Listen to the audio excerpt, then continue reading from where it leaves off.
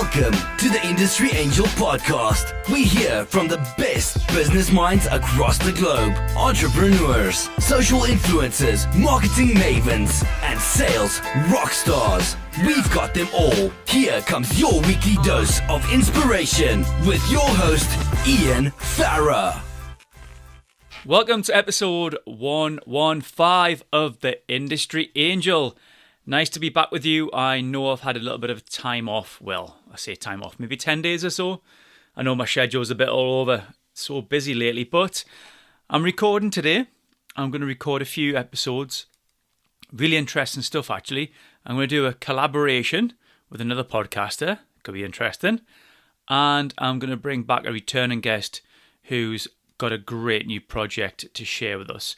But before I do that, I'm going to squeeze this one in, and I'd like to talk about feedback. So, Ian, what has spurred this on? Well, I received a bad review on iTunes. Now, did I let this wash over me and ignore it? Hell no, I took it to heart and drilled right into it. Well, actually for about 10 seconds. Because once I clicked the user, it all came true. This user had reviewed podcasts or apps 7 times on iTunes. Once a 5-star review, 5 times a 1-star review, and hey, I should feel good, I got a 2-star review. Apparently, this user dislikes my accent. Wow. Okay. So this led me to record this as I'd like to talk about why we should strive to receive and give compliments as well as complaints. Now, one board that I sit on, we measure complaints and compliments, do it really well. We train the staff to recognise and record them.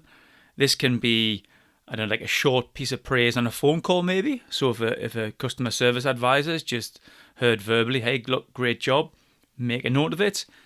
We've got more formal methods such as emails and letters. Remember those letters? So they're all documented as well as complaints. And we've got a target as part of our customer service KPIs, our key performance indicators. And the reason we record compliments is that according to word of mouth marketing, a good message will be shared 4 times. But a bad message 11 times. Now, of course, we want to do a good job, but if we didn't capture the compliments, this department would just be in a world of demotivating complaints. We need to balance it out because we're not doing everything wrong, but when you do it so many hundreds of times, so many hundreds of transactions, something's gonna, you're gonna get somebody who isn't particularly happy. So it's great for the staff to hear the results from the compliments and feel motivated by them. And I really enjoy relaying that back to staff members as well. So I encourage you as an influencer in your business to seek feedback. Now, I've often had clients say to me that they are to create a new value proposition, tweak a product, add new functionality, change the features. And when I ask them why, the response has been because, well, I think it'll be good, people will like it, it's nice to give customers something new. We should be asking our clients first. It's super easy to create one of those surveys online, such as SurveyMonkey, and you can ask clients their opinions. I do this, I keep questions to a minimum, maybe 3 or 5. I was actually talking through a survey with a client recently, and they were going to make a decision on their customer survey results. Okay, good. But the completed surveys were extremely low. Now I'm talking extremely low compared to how many they sent it out to, which was in the hundreds. And I didn't feel comfortable that they were going to make a business decision on such a small client percentage. So when I asked to see the survey itself, they literally sent it by post and email, which is great. And I was like, well, why do we only get a small amount of returns? I asked to see the survey, and I wasn't surprised at the low amount of received surveys back. it was literally like a 10, 15-minute task, like 20 odd questions. And oh man, people are just going to bin that. So we have to respect our clients' time. So keep them to a minimum. Now, Nielsen reports that 74% of consumers identify word of mouth as a key influencer in their purchasing decisions. But only 33% of businesses are actively seeking out and collecting reviews. Why are we not doing that? Your customers love you. When you bring out a product or a service, or you send them an email, they click it, they open it, they engage with you, ask them for feedback, ask them to share, ask them to review your business on one of these Trustpilots or Google reviews. Great for getting found on SEO. Facebook reviews, if you have a page, if you might be business to consumer maybe, ask them for reviews. And you probably heard me on this show encouraging you to proactively give feedback. Good karma, eh? You know, there's many a time I've heard of a book changing someone's views and inspiring them. And when I ask them, oh, that's great. Did you email the author or did you tweet them and tell them that? Oh, no, I didn't do that. Why not? Did you leave them an Amazon review? No, I didn't actually. Get it done. You know, being on the other side of a book, the author, or being on the other side of this podcast, for instance, me, host, can be a bit of a lonely journey. We crave your feedback. You hear me every week, every other week. I give you shout outs. I tell you what I've heard. It's awesome. You know, what are we doing that you like? Is there anything you dislike?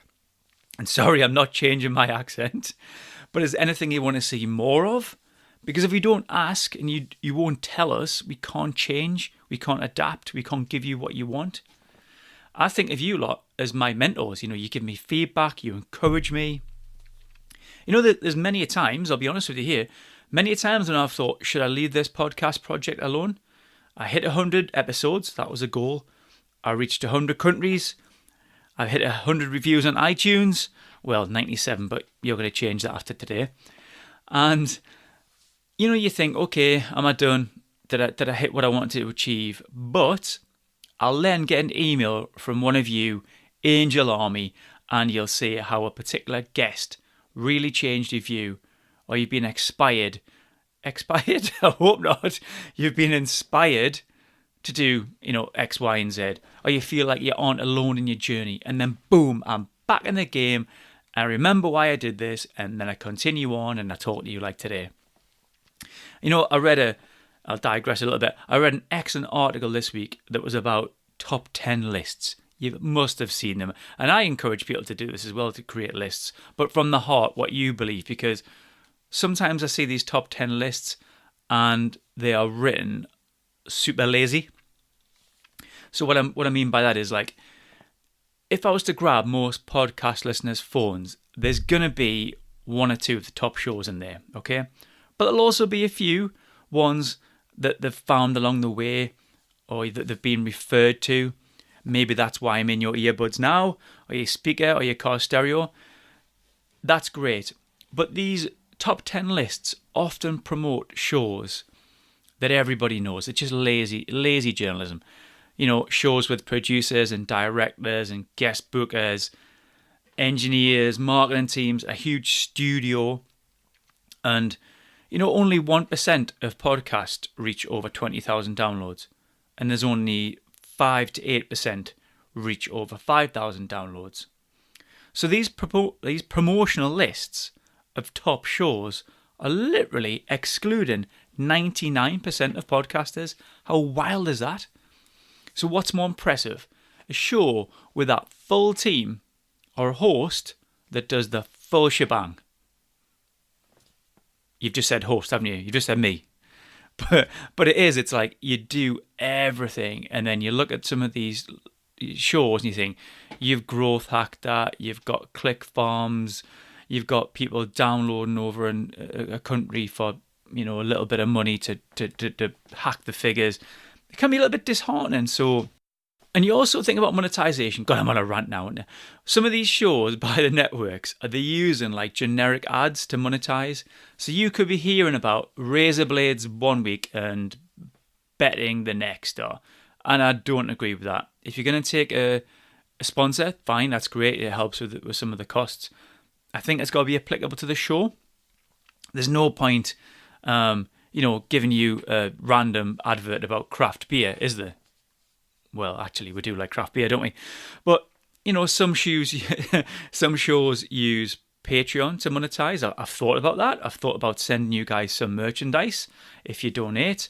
Maybe I'll look at that in the future, but I don't feel really comfortable with spamming you with just random ads. Okay, rant over, Ian. So, where was I? Encouraging you to review stuff and give recommendations. How about LinkedIn? Those little testimonial type personal reviews. They are great for adding the trust factor to prospective clients. So a client might want to work with me on my consultancy. They check out my LinkedIn profile and they'll see I've got recommendations from you guys maybe on how we've worked together, and it's been really good. They've seen a good return on investment, yada yada yada. It just helps that little trust factor. So when people visit your profile, in addition to reading those recommendations, they'll also see the ones that you've given too. They'll see that you're one of the good ones, because you don't just receive, you actually give recommendations. And of course, that could help your network by being seen on someone else's profile. If you give a nice recommendation, they'll say, oh, who is that person? And they might drill into your profile, they might connect with you, and so on and so on. So, I like to give you homework, don't you? And you're not switching off just yet because you've got to hear this homework. I want you to proactively give 5 compliments this week. Now, don't just fod this off and say it's one of Ian's crazy little thoughts again, because if thousands of us do this 5 times each, just think about the positive impact we can accomplish together. Now, I like to hug a tree or two, okay? So let's get this done. I really believe this is good. So, what are you going to do? You could ask to see the chef and tell them how great the food was. If a customer service advisor gives a great service, let them know. Remember, just like the company that I work with, it'll be noted down. It'll go towards their targets. If you're on an online chat and the buddy's good, share the love. Have you read a book? Remember, tweet the author. Why not even send them a video message on Twitter, something like that. Leave a podcast review. Refer the show to a friend. That's how we grow. That's what we do. We don't growth hack. We don't promote and put a lot of money behind this. It's word of mouth. Tell the manager that their staff member was awesome. Leave a note to your child's teacher, maybe. I bet they don't receive much feedback. So, one of the 5 could actually be to register as an organ donor. All right, I know it's not kind of leaving a compliment or review, but it's just something else good, and I want to get 5 in. It only takes minutes to do, and could save someone's life. So why is that just popping in my mind? Well, you might have seen some of my tweets lately about the Charlie Cookson Foundation, of which I'm a trustee of. Well, the founders have sadly just lost their little boy, Carter, after 25 days. He needed a heart transplant, so it's been really tough for everybody. And Carter's journey and stories really touched the world, and his legacy has now been to raise the subject of organ donation. So I'm sharing that with you. I'm inspired to share that with you, and maybe you'll then share it with the world and everybody else. So, maybe you could jump on. I think it's online, just takes minutes to do. So there you go. There's some more homework for you, okay? 5 compliments. Get it done. I'm Ian Farrer. This is the Industry Angel, and let's create a wave of positivity.